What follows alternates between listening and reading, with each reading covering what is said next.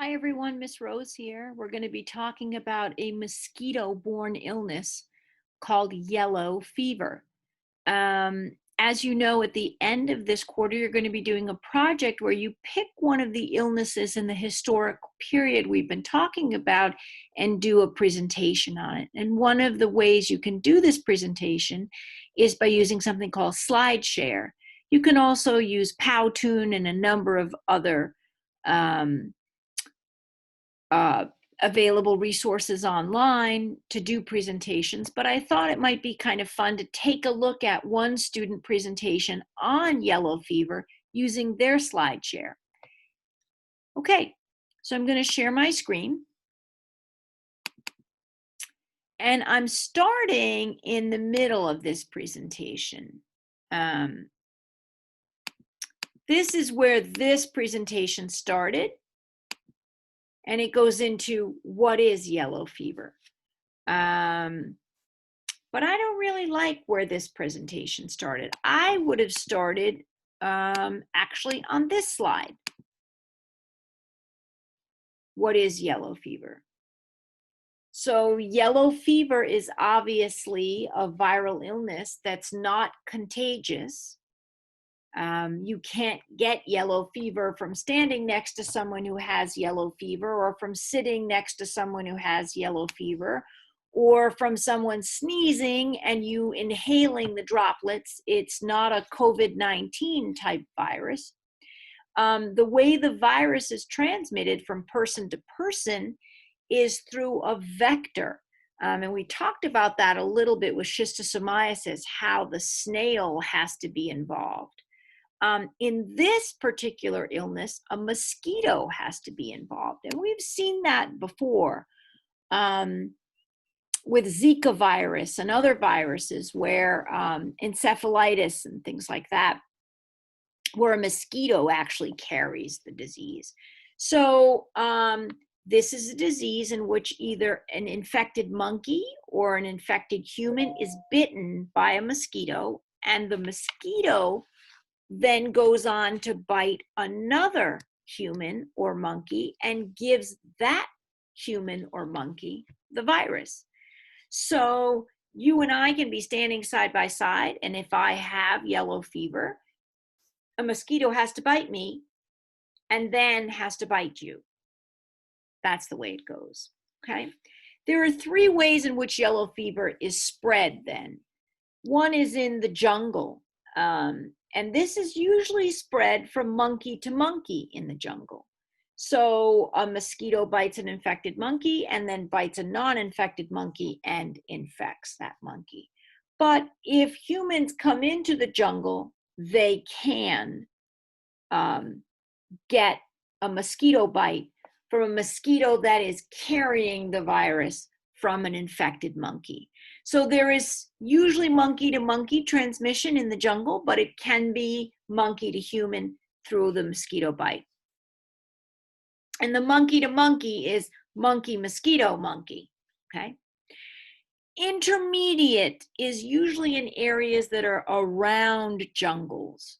And this is where you see a lot more of monkey, mosquito, human rather than monkey, mosquito, monkey.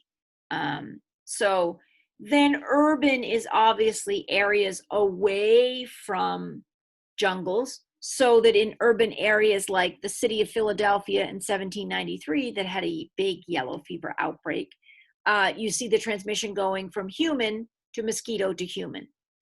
At the time of that outbreak, they had no idea what was causing, how was it spreading. People were afraid that it was spreading in much the same way right now COVID-19 is spreading.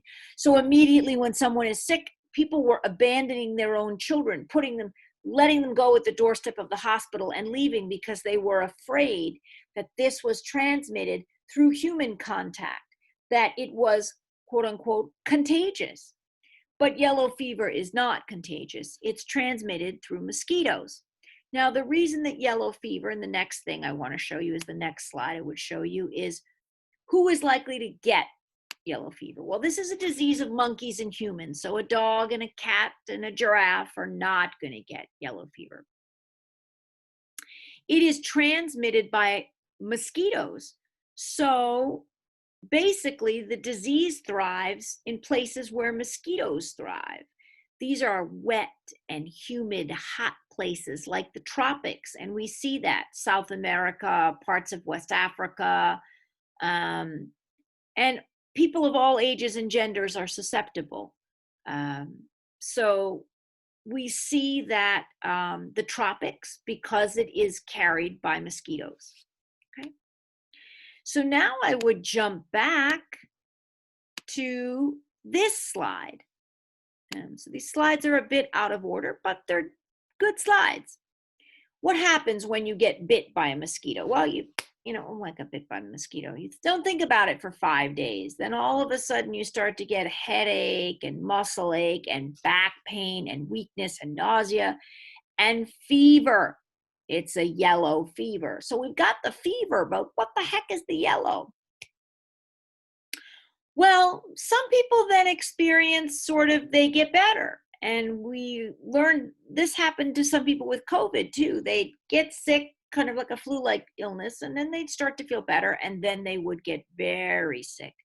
So in yellow fever, about 5 days after a mosquito bite, or certainly an infected mosquito bite, you get these sort of general symptoms with a fever, the headache, muscle ache, backache, whatever. And then maybe you start to feel better and you start to think, I don't know, that wasn't anything to worry about. And then the high fever comes and you get vomiting, but not just vomiting, something we call the black vomit, where you get a lot of bile and dark colored vomit. And then you get jaundice. And I don't know if any of you know what that is, but that's because now the disease has affected your liver and it's turned your skin a yellow color. Whenever you have liver problems, you get this yellowing of your skin and the whites of your eyes. And then it can lead to bleeding and coma and death. And so here we have in the second phase now a much higher fever and the jaundice or the yellow. And there we have the yellow fever. Some people call it black vomit or both names, but it is commonly known as yellow fever for this very reason. So now, what are the treatments? Well, there is no treatment for yellow fever.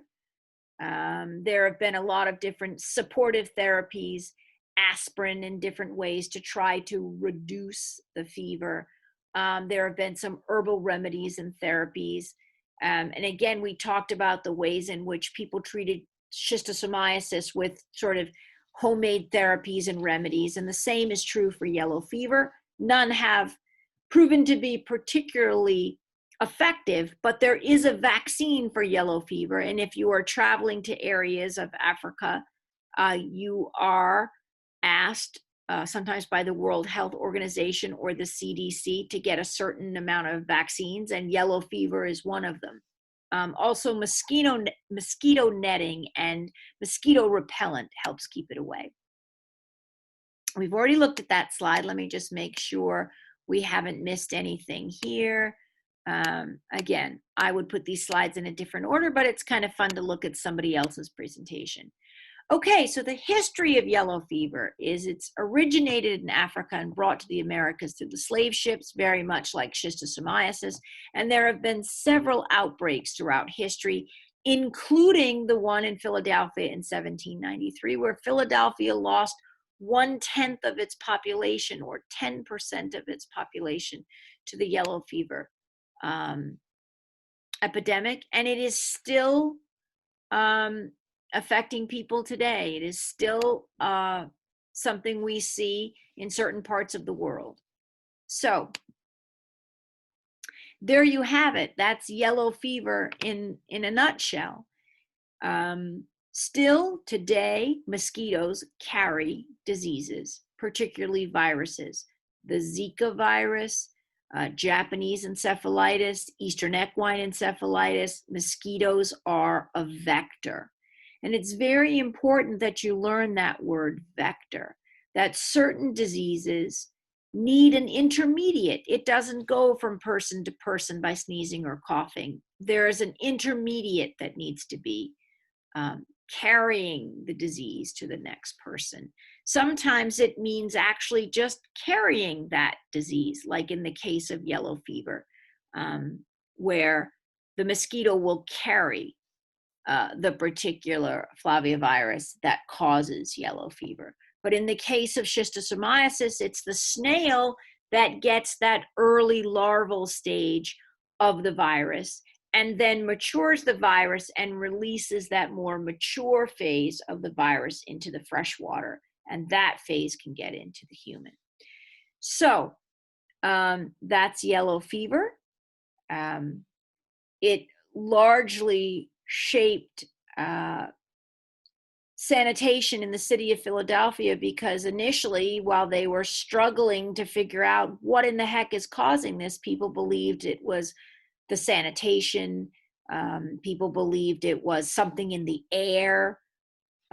So a lot of those early ideas of cause of disease shaped sanitation and efforts to keep people healthy and clean in urban areas. And it turned out to be the darn mosquitoes. That's all. As always, come and find myself or Miss I in office hours. Reach out, text, email if we can help in any way. And good luck as you study about one of the big diseases in the U.S. history.